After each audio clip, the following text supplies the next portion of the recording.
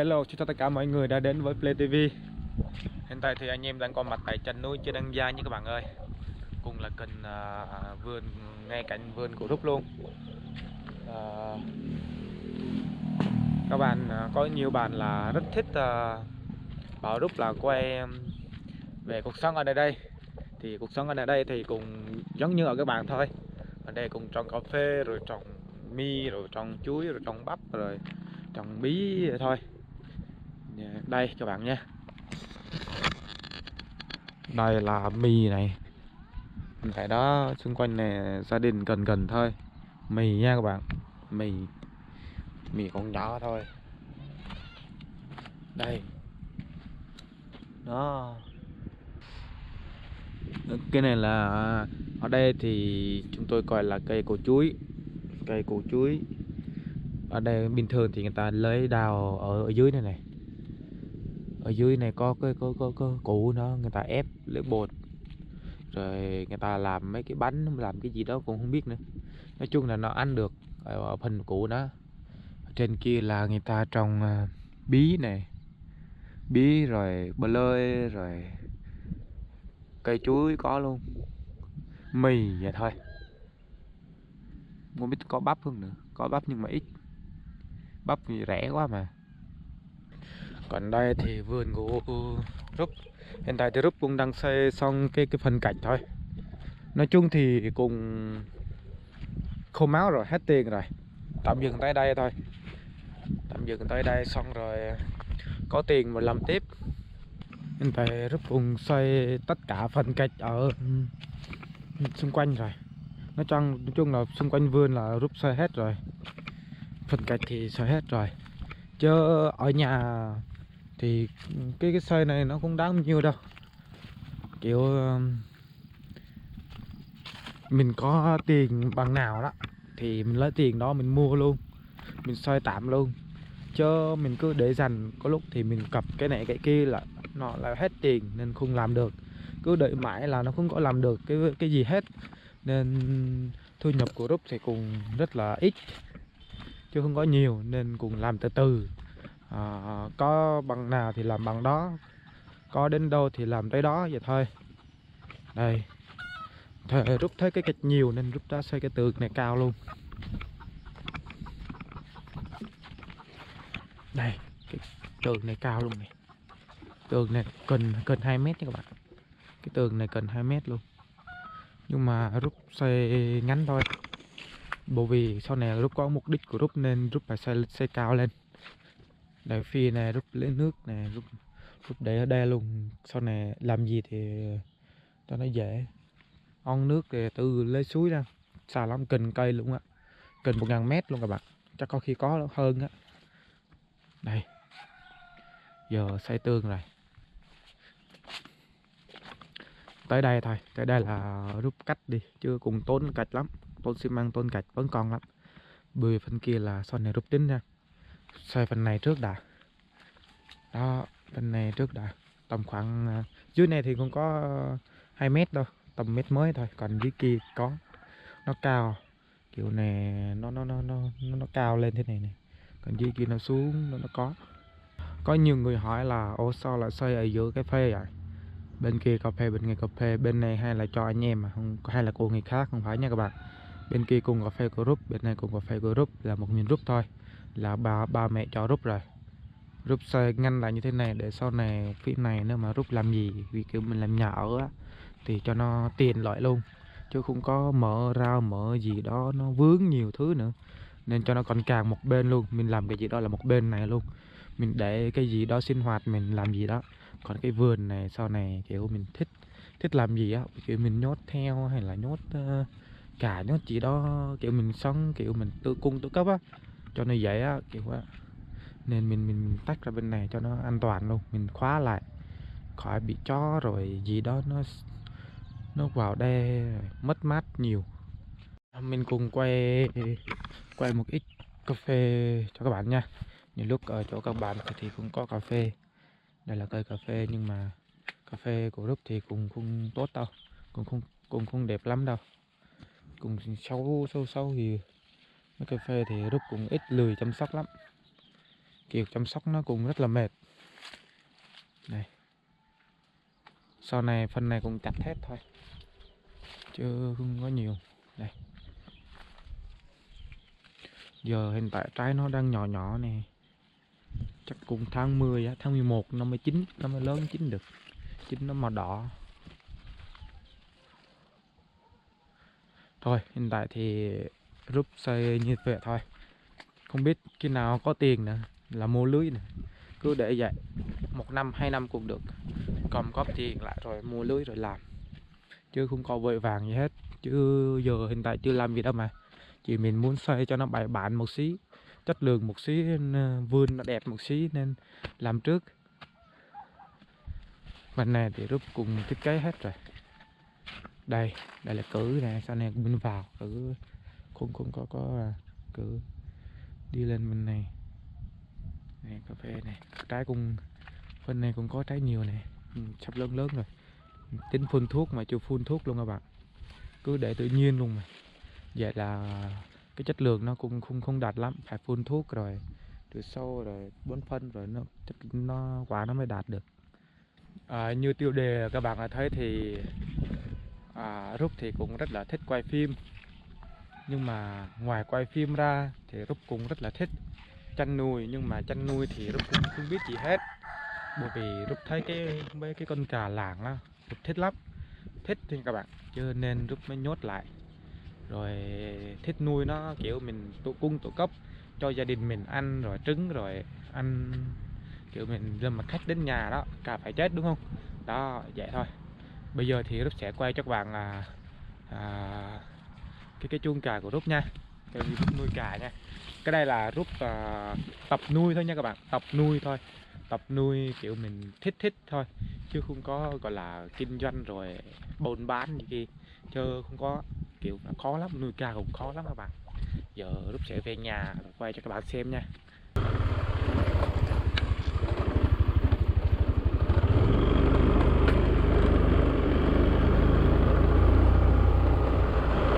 Bên này nha các bạn ơi, bên cạnh nhà nha các bạn. Đây, Rút tới nhà rồi các bạn nha. Bây giờ là Rút sẽ chỉ cho các bạn cách Rút nuôi gà nha các bạn, cách Rút và tập nuôi gà thế nào các bạn. Phía bên này là như các bạn đã thấy trước là Rút có quay rồi nhá.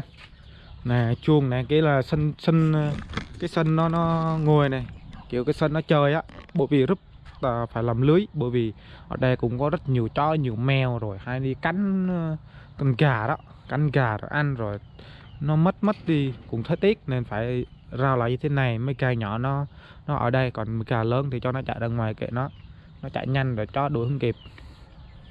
Đây nha các bạn ơi, đây là tự làm hết. Hiện tại thì chuông cũng đang rất lộn xộn, bởi vì Rút cũng đang nâng cấp chuông nha các bạn ơi. Đang nâng cấp chuông thì đang thêm mấy cái ngăn chuông đã, bởi vì gà đang đẻ rất là nhiều. Đây, thứ nhất thì cái chuông này các bạn này, cái chuông này thì cái cà này Rút cà làng của mình nhé các bạn, cà làng của mình tập tính nó giống cà rừng vậy đó, nó chạy nhanh nhẹn lắm chứ bắt nó chạy lung tung nên chăm sóc rất là khó nha các bạn. Hiện tại trên kia là cà đàn ấp nha. Đây mình cũng quay đây là cách Rút nuôi cà đó, bởi vì phải ngăn lên thế này nha, tí nữa Rút giải thích cho các bạn nha. Đó đây, chuồng này cũng vậy, có cà này, trước này 10 mấy con này cùng chết 1-2 con vậy đó. Giờ Rút chưa có kinh nghiệm chăm sóc nên chết. Giờ đây cũng có đây con cà này, cà đen là con nó đen hết luôn. Đó là 1, 2, 3, 4, 5, 6 con vậy đó, một máy nha, phải nhốt ra như vậy. Có đây là cà mồ côi nhé các bạn ơi, cái con cà này cà mồ côi với là một số con cà ta của mẹ nó mua của anh, còn lại là con cà làng hết nha các bạn, con cà làng hết. Có mấy con nó nhảy lên rồi nó chạy đi đâu mất rồi, cũng có nhiều con cà nhỏ nhỏ nó chạy mất rồi, nó nhảy lên này rồi. Ở đây cũng nhiều lắm nha, mấy chục con á, 40 con hay là bao nhiêu đó. Giờ còn có mấy con cà này nó lươi nhảy đó, nó nhảy không nổi nó ở lại. Đây là mấy con cà mồ côi không có cha mẹ, nó nằm ở đây.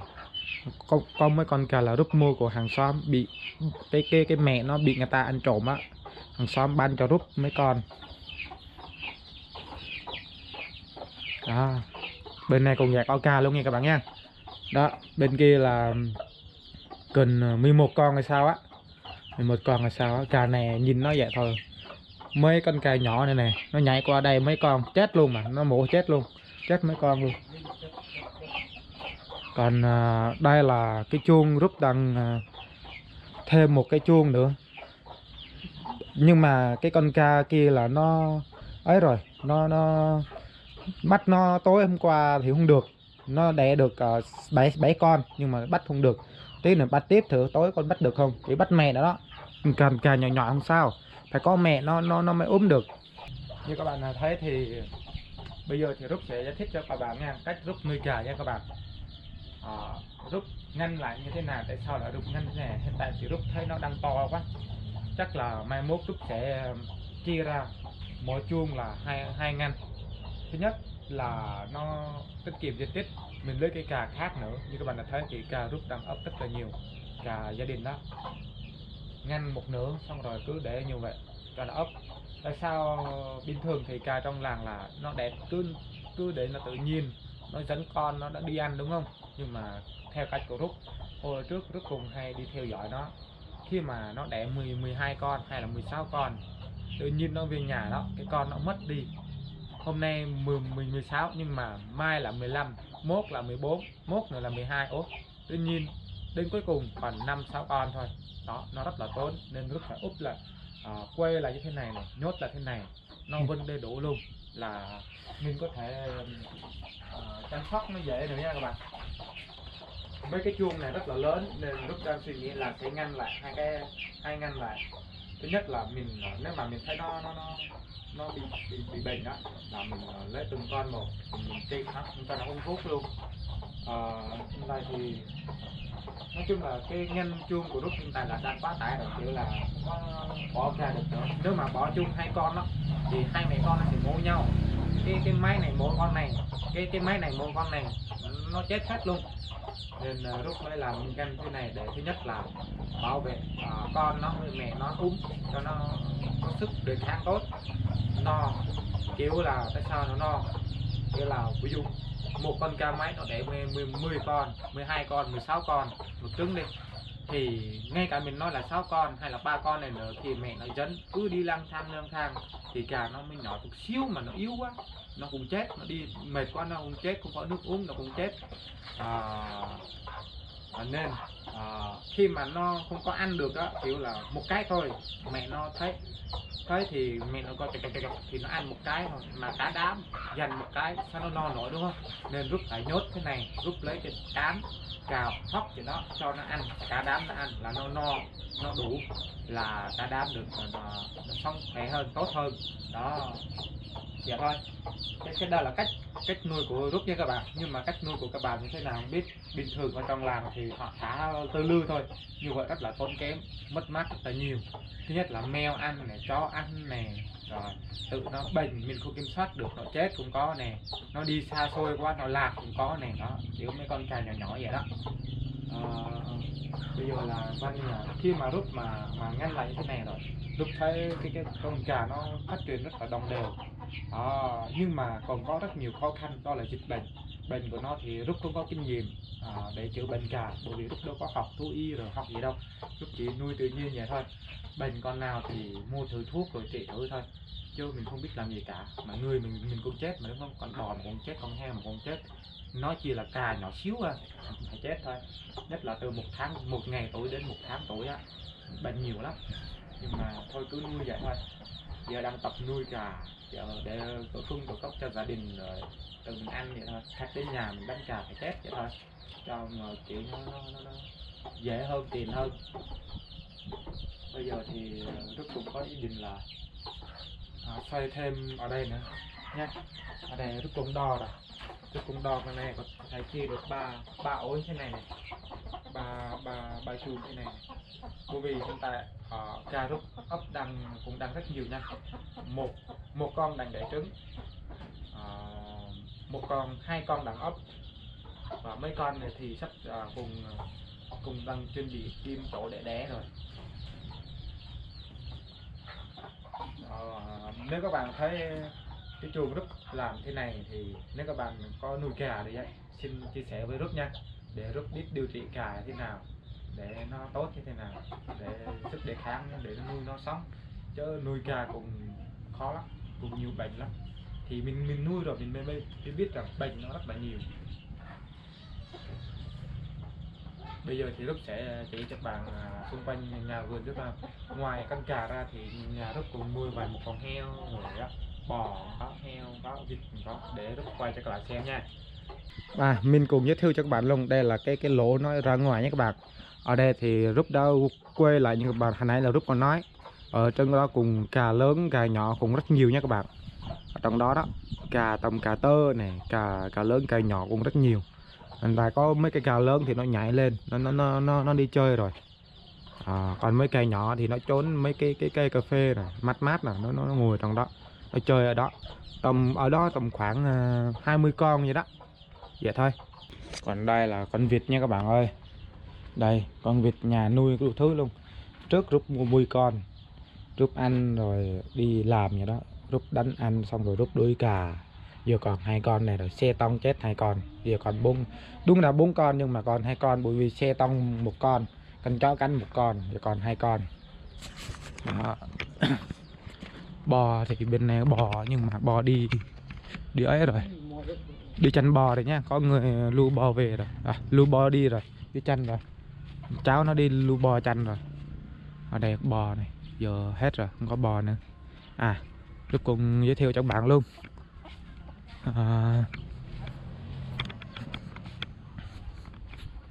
Xung quanh thì cũng không có gì hết á, chỉ mình nuôi để cung cấp cho gia đình thôi. Ví dụ đây là sắc cà phê. Trước cái bên có bên này bò xanh có trứng này, bên kia là gà đàn ốc này, gà đàn ốc nhé các bạn, gà đàn ốc. Còn đây là gà mới đẻ, như lúc này nói đó, bắt mẹ nó không được, mẹ nó cứ chạy. Còn này là từ đây xuống đây này, rút đến xuống đây này, đây.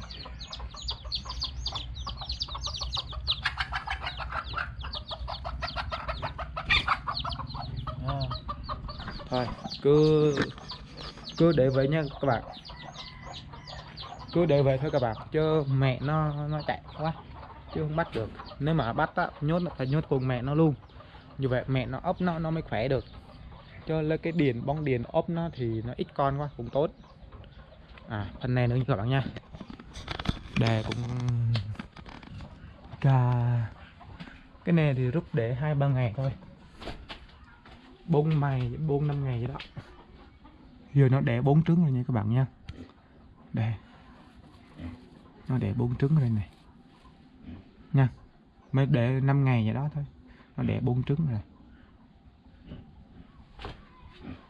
Cái này thì này là con lợn nha. Chưa khung. Đây con lợn mình mua ở ngoài. Cái con lợn này đúng là phải treo mấy cái bì, cho phải rui bì nước nhưng mà chưa treo.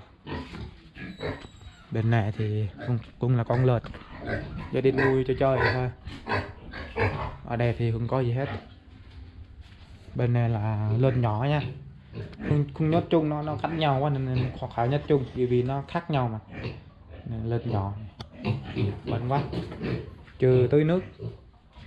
Kia là lợn rừng nha các bạn ơi, cái là lợn rừng này, nhốt nó vậy, kiểu nó cho nó ăn nó mau lớn, chứ thả tự nhiên nó không mau, không có lên nổi luôn mà.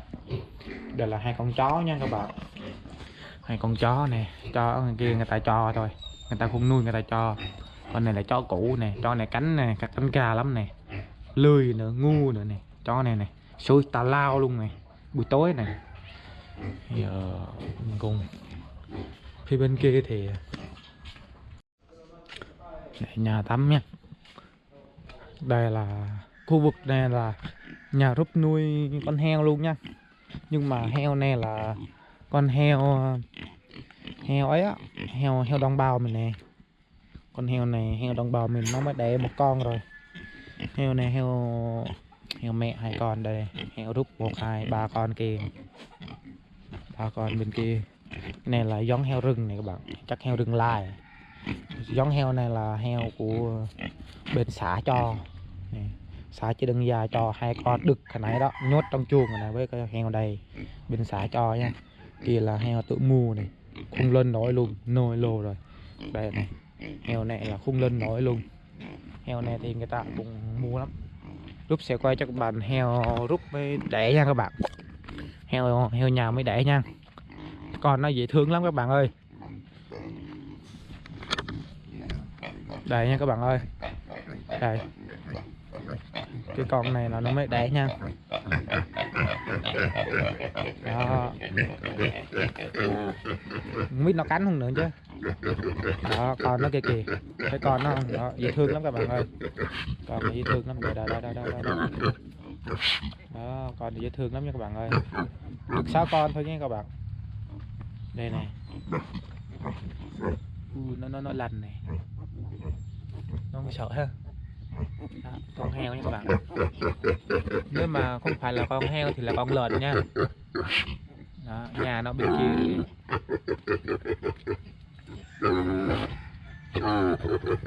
Đó, đây nha. Heo đồng bào là nó đẻ vậy thôi. Đó. Sợ mẹ nó cắn. Dạ thôi nha. Đây nè. Mấy con này nó cũng nhìn đi thăm cháu của nó.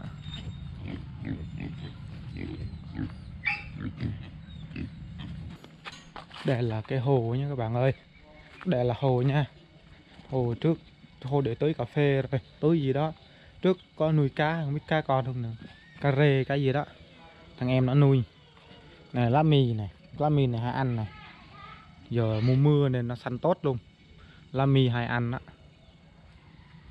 Còn bên này thì nhà Rúc nuôi sim nha. Nuôi vịt sim các bạn ơi. Thằng em nó nuôi. Đây này, đó nhiều lắm.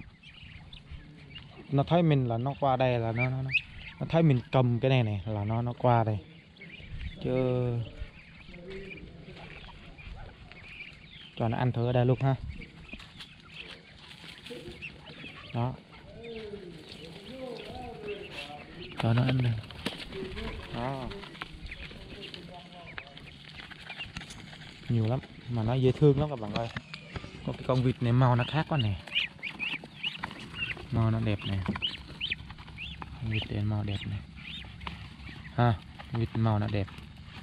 Giống như chim bồ câu nhỉ, nó nhỏ nhỏ nhỉ. Nó ăn nhiều quá, hầu lắm. Con vịt thì ăn hầu lắm. Không nói đâu. Con vịt chắc cũng rẻ thôi, nếu mình bán ký chắc rẻ thôi. Đây không phải con vịt mà con sim nhé các bạn. Con sim á. Vịt sim. Vườn nhà Rúc, xung quanh nhà Rúc vậy thôi các bạn ơi. Giờ gia đình cũng chỉ là nuôi chơi, nuôi cho có vậy thôi. Nuôi để lỡ mà có việc gì, mình có chuyện gì hay là cái gì đó mình lấy ra mình tận dụng nó dễ. Kiểu mình giống như có con vịt lớn thì mình đập con heo, mấy con vịt nhỏ thì mình đập con vịt, con sim, con gà vậy thôi. Cấp cho gia đình cho nó dễ, chứ không có làm ăn to lớn rồi buôn bán lớn thì không có nha các bạn. Giờ cảm ơn các bạn đã theo dõi nha các bạn. Mình quay video này bởi vì nhiều bạn là muốn quay về cuộc sống xung quanh của Rúc đó. Sau này Rúc sẽ quay nhiều hơn nữa. Các bạn nhớ like và ủng hộ chia sẻ cái video để Rúc có động lực quay cho các bạn xung quanh làng của Rúc nữa. Mùa này là mùa gì đó, chưa đánh giá như thế nào rồi bên kia bên nọ ha.